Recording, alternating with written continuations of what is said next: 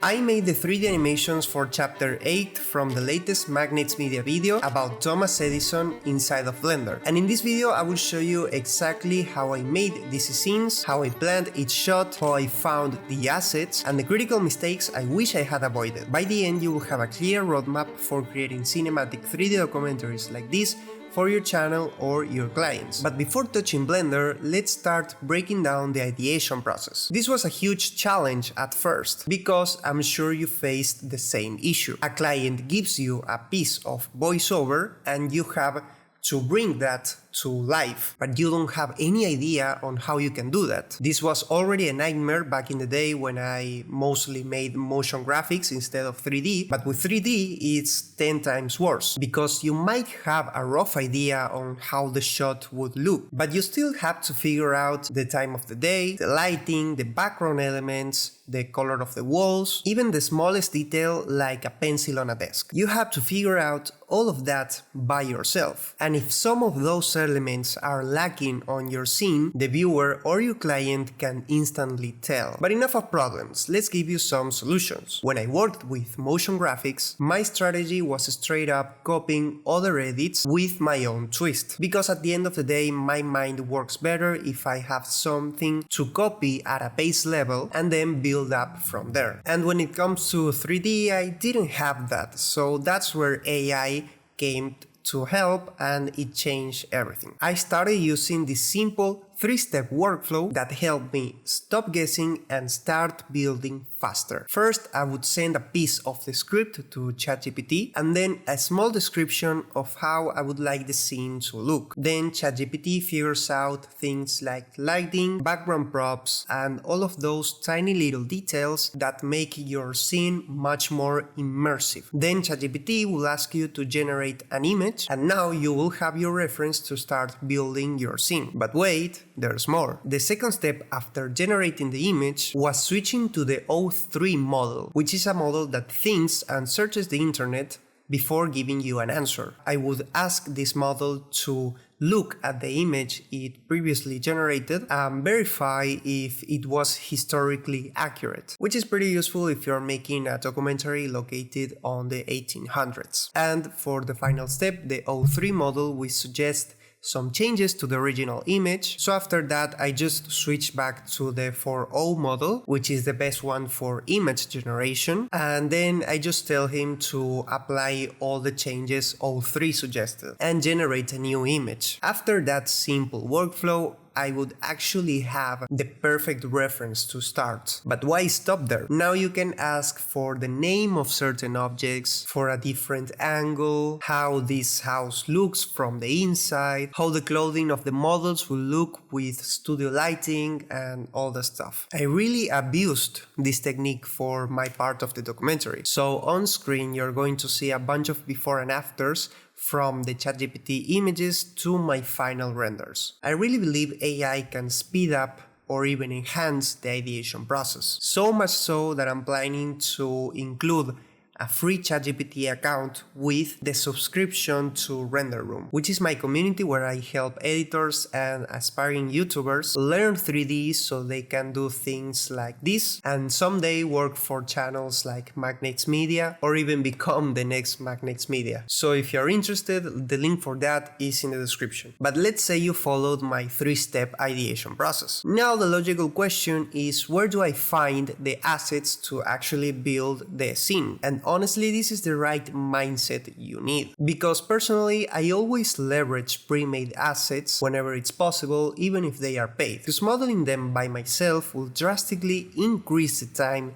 that it takes me to get the final render done, and I bet my client won't be very happy about that. But now that you know that, where can you find good assets for a good price or even free? I have 3 amazing options for you. First one is something I wish I started using before. For a free subscription of this software, you have a ton of assets and materials you can just drag and drop to your scene, already textured with the right scale and without having to give credit. I'm talking about Blender Kit. Honestly, it was a game changer for me, and if you pay just $13 a month, you get a ton more assets, and yeah, it's just great. I highly recommend it. But if you don't get what you're looking for in Blender Kit, you can still find great free assets with the next website, which is Sketchfab. I don't need to explain this a lot, you just search for assets and you download them for free, but make sure you also grab the credits so you acknowledge the author on your video or you just send those credits to your client, just to avoid any legal bad stuff. Finally, if you don't find the assets you need for free, the next two websites are great because you can get really high quality stuff for a good affordable price. I'm talking about CG Trader and Superhype. Both of them are great. The good thing about CG Trader is that most of the assets are royalty free, which means once you pay for them, you don't have to credit the author, which is a great thing to avoid bad legal stuff and also speed up some things while you're editing. Members of Render Room also love these sites. For example, check these cinematic renders by Carter. He even shared these same sites in the comments, and his clients loved the results. By the way, I'm not taking responsibility for his success. I just saw his renders and felt very happy for him, so I wanted to share here. But what if you can't find the right asset in any of those websites? Well, that actually happened to me with this Edison motor. Obviously, I couldn't find it on any website because it's a very rare object. So I asked ChatGPT to generate a clean image of it against a white background. Then I uploaded that image to Meshi AI and it generated me a 3D model that I ended up using for the MagnatesMedia documentary. Meshi is really good for these cases, and obviously it's not perfect, but it saved my ass during this project. Now let's jump into character creation. For this project, characters needed to be realistic, so I had two options. One was using the HumanGen add-on, or two, using Character Creator, which is a separate software designed to create 3D characters. Both have pros and cons. Animating faces with HumanGen is pretty easy, but putting clothes on them is a nightmare. On the other hand, Character Creator has a meta tailor plugin. If you've been watching the channel for some time now, you know how much I love MetaTailor, which is a software to add custom clothes to your characters and it generates amazing results. But anyways, I decided to go with HumanGen because it was cheaper and honestly, I didn't know it was a nightmare to put clothes on the characters. Because whenever I use the native add object as clothing button, it will always have some type of problem. You can even spot these problems in some parts of the documentary where I didn't know how to solve them, and I also posted a funny picture on Twitter. So the next logical solution was trying to export my HumanGen character and dress it in MetaTailor, but if I do that, I would lose the face rig. So yeah, having a functional, realistic character with face rig was one of the biggest challenges I had during this project. But thankfully, I figured out and I found a super weird and complicated 4-step solution that I will share with you right now. It's not perfect and it's not so easy to explain in just as a tiny section of one video, but it let me animate full scenes with proper clothes and facial animation, just like the ones you're watching on screen right now. Step 1 was making the character with HumanGen. Then I will duplicate it and export one of the duplicates as an OBJ file. The second step was uploading the OBJ to Mixamo, rig it, and then send it to MetaTailor and dress it with custom clothes. The third step is sending the dress character to Blender and convert both versions with and without clothes to Rigify, the dress version with the XP Kit add-on and the HumanGen version with the add-on's native controllers. On the fourth step, I delete the head of the dress version and delete the body of the undressed version, and finally join them together with bone constraints and done. If that sounded confusing, don't worry, I'll break down the step-by-step on a separate video. And that video will be available on the exclusive content section of my Render Room community. There I'll break down each scene individually with all the techniques and things I did to get to the final result. It unlocks after 8 days, so it's not available for the free trial, but in the meantime you can get your first render done with the section Your First Render Today, and I designed that session so you lose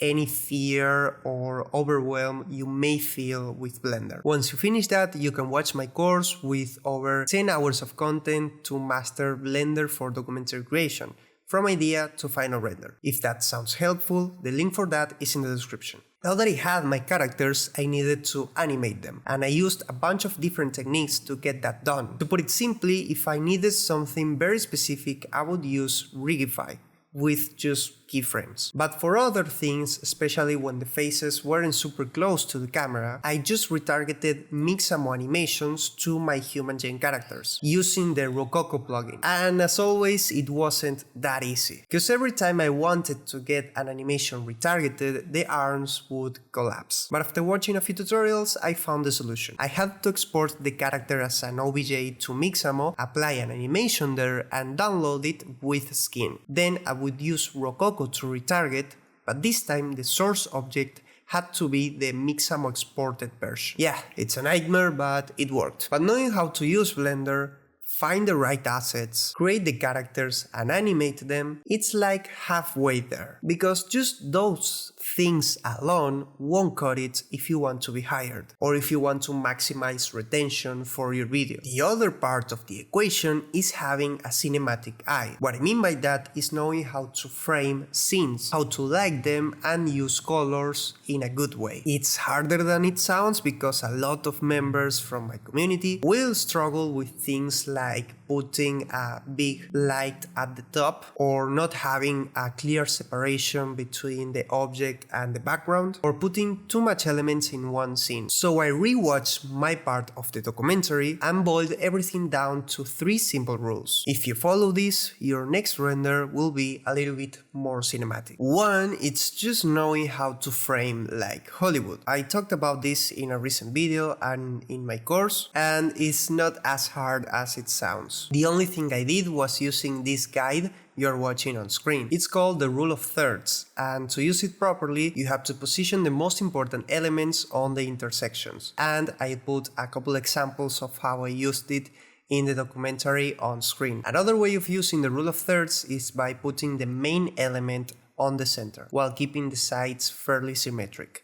Simple and ideally out of focus. Again, I'll put some examples of how I used it on screen. The rule of thirds is easy to understand in pictures, but how can you apply it in video while everything is moving? Well, my way of solving this is figuring out the first frame and the last frame of your animation. And the in-between could be a transition between those two frames. For example, in the first animation I did for the documentary, I started the shot using the rule of thirds, positioning my most important element, the house, on the left.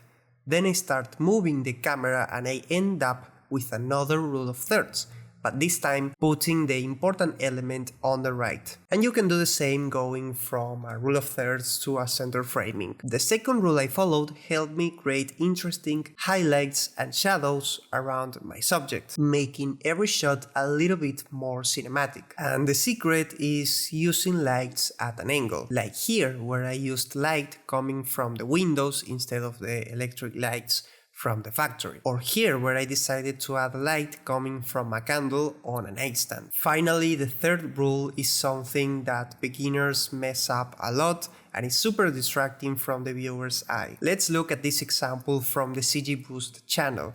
As you can see, the camera suddenly stops before switching to another shot, and it hurts my eye. The trick to avoid this is always staying in motion. For example, on the MagnatesMedia documentary, I used zoom ins, zoom outs, and pans. I always made sure I used linear keyframes with one keyframe at the beginning and at the end of the shot. If I really needed the camera to start moving or stop moving mid-shot, I made sure I used Bezier keyframes and scale those up. And you can do that by selecting your keyframes, switch the pivot point from bounding box center to individual centers, and press S to scale them.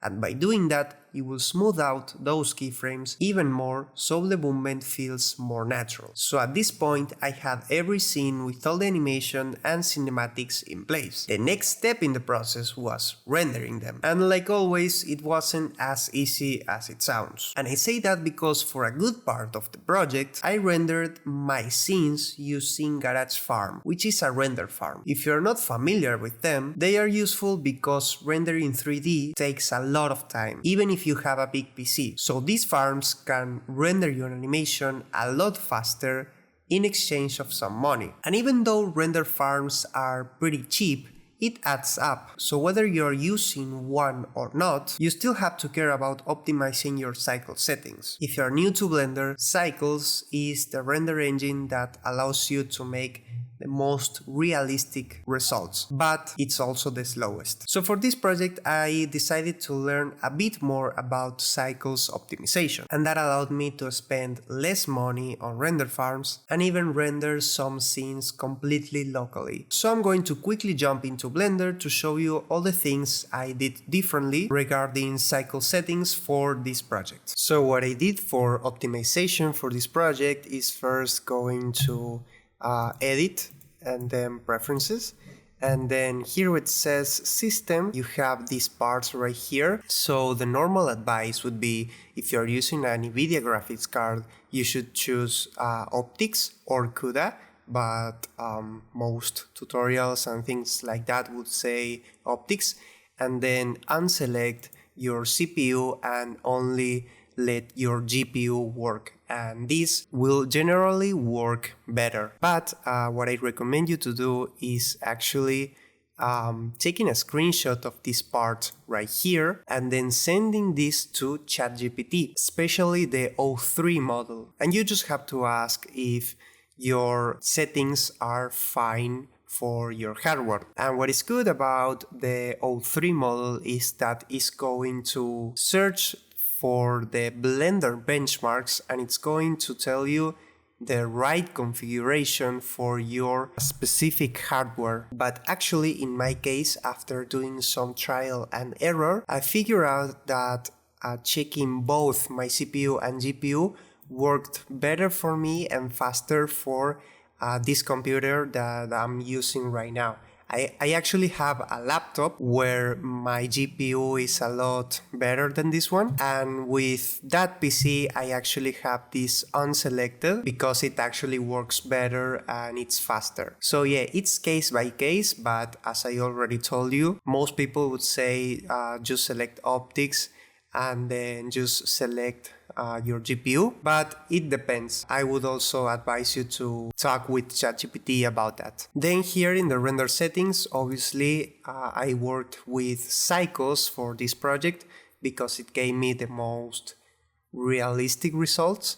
And then here is experimental and here GPU compute. Sometimes with very heavy scenes I would use CPU while I'm in the viewport, but then when I want to render the entire animation I would select GPU because it will work better. But the common advice is to just use GPU, and that will be faster than CPU. Then it doesn't matter what you select in the viewport settings. In my case I always set this to 50 and denoise, and that allows me to work more comfortably while I'm previewing my animations and my frames and all of that. The interesting part is here in the render.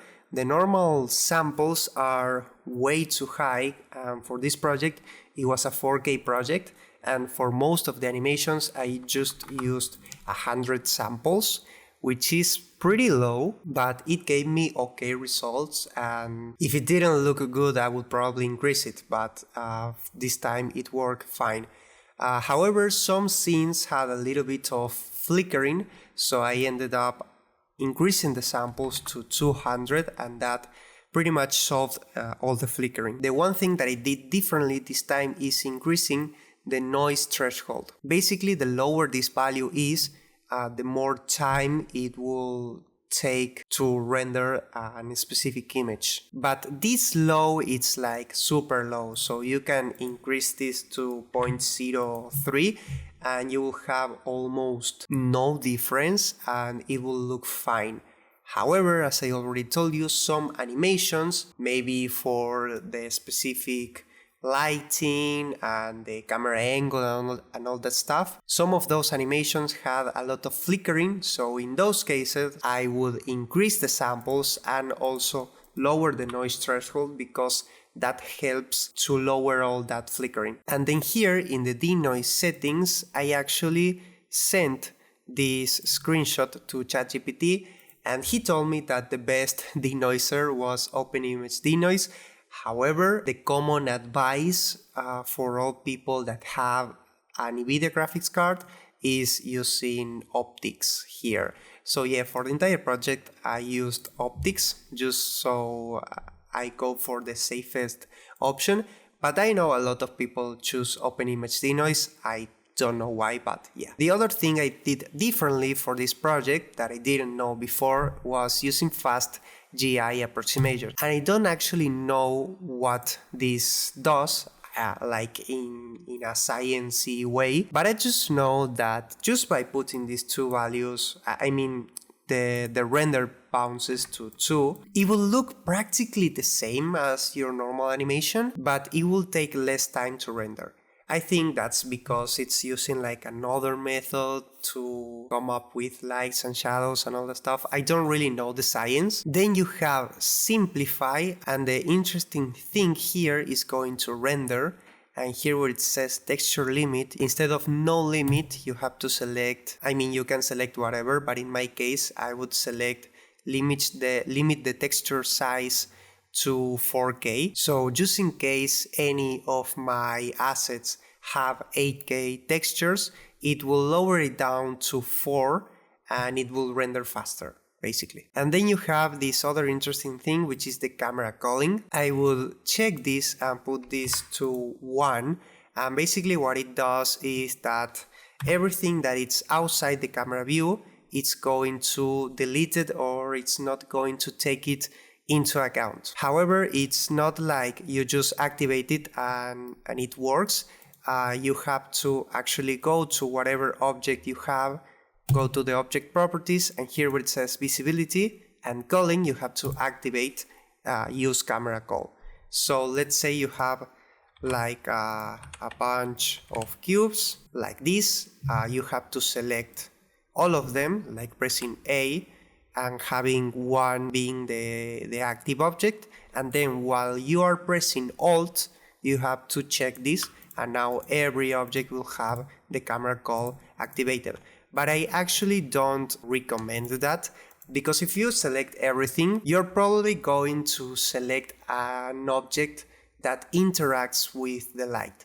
Let's say you select a wall, and when the camera is not facing the wall, it will just delete the wall, and now the light from, let's say you have an HDRI, the light of the HDRI will pass through that wall, and it will generate a lot of light flickering on your scene, especially if your camera is moving a lot. So what I recommend you to do is manually selecting the objects that don't have a big impact on lighting, and then activate the camera cull for those, but not for everything. And after that, the last thing I did to render faster is going to performance, and then final render and persistent data. And this will actually, so every time Blender renders a frame, it will load all the textures, and it will do that for every frame. So instead of that, when you press this, it's going to load all the textures on the first frame and then use the same data for the rest of the frames, and it will skip all those calculations, and that will improve render times, basically. And that's everything that I did. I'm not an expert, obviously. And obviously you have a ton more interesting things you can do in the viewport and not here, that can actually make your scene render a lot faster. And if you want to know all of those things you can do, you can go to this Blender Guru video, and he actually tells you everything you can do to lower the time it takes to render. It's a really good video and super beginner friendly, so yeah, I highly recommend you to watch it. So after rendering all my animations, I positioned them in my Premiere timeline. And for this project, I didn't only make the animations, I also did sound design. And honestly, this is the proudest I've ever been with sound design for a project. So I wanted to cover some of it for this video. To complete this task, I used Epidemic Sound, which is the sponsor of... Nah, I wish. But being serious, I used Epidemic Sound back in 2023 and honestly I didn't like it. But then I used it again for this project and honestly it blew my mind. The library of songs improved a lot and also the sound effects. And on top of that, the prices are still super low, so yeah, I had a great time with it. But even with a good library, it's easy to get overwhelmed, because we've all been there, spending hours typing random keywords trying to find that one perfect song. But thankfully, I didn't have to go through that for this project, because I included again AI in the process, and let me tell you how. I basically send a section of the script to ChatGPT and leave a short description of the emotions I wanted to convey for that specific part. And then I asked for keywords to paste in the search bar of Epidemic Sound. It would answer me something like piano, classic, tense, or something like that, and within minutes I will find the perfect song. And the same for sound effects. Obviously, it's easy to find things like steps, for example, but how do you describe a sound for something that it's disintegrating or integrating with magic? Well, that's where ChatGPT helped again. I just activated the mic and described with detail how the scene looked like and how I wanted the sound to feel, and it gave me the perfect keywords to search for. And this again really sped up the sound design process. So if you want me to break down every MagnatesMedia scene I worked on one by one with a lot of detail, that's available inside my exclusive content section of the Render Room community, and the link for that is in the description. And if you're a beginner and want to learn 3D just like I did, I explained the entire process in this video. Consider subscribing and I will see you in the next one. Bye bye.